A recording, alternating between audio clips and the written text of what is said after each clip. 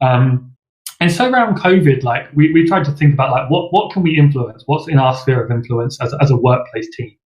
Um, and some of the areas we've been thinking about is things like copper alloy fixtures on the handles of high touch areas. So things like your pantry or your kitchen units.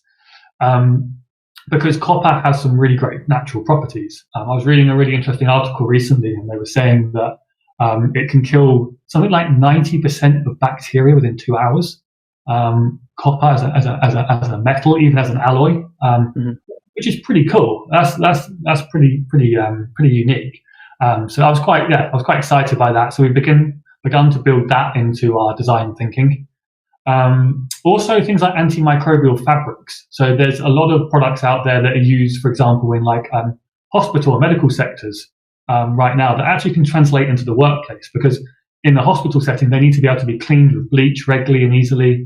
They also need to have some natural properties within them. And there's some wool type products out there that are already antimicrobial.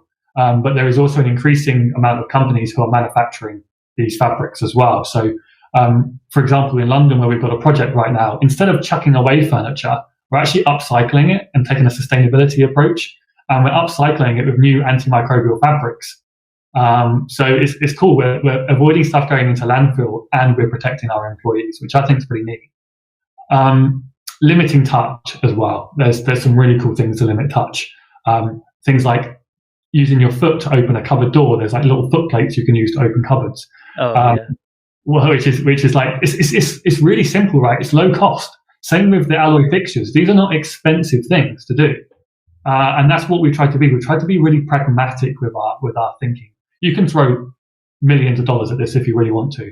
Oh yeah, we're a scale-up organization. Like we're not in a position to do that. So we have to be kind of smart about this.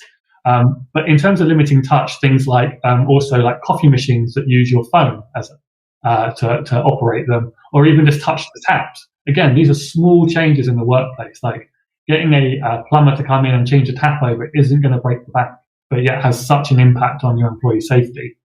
And then the other thing we've been thinking about is like managing capacity and managing that return to work and phasing our occupancy of the building so not everyone rushes in day one.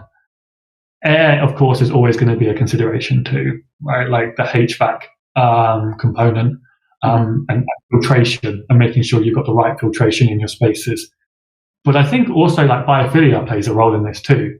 I think we're going to see like an increasing trend in plants being used in the workplace because of their natural air purifying qualities.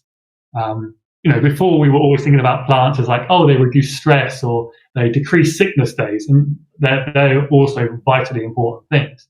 But they also help with air, with CO2, and so I think we're going to see much more of that feature in designs in the future.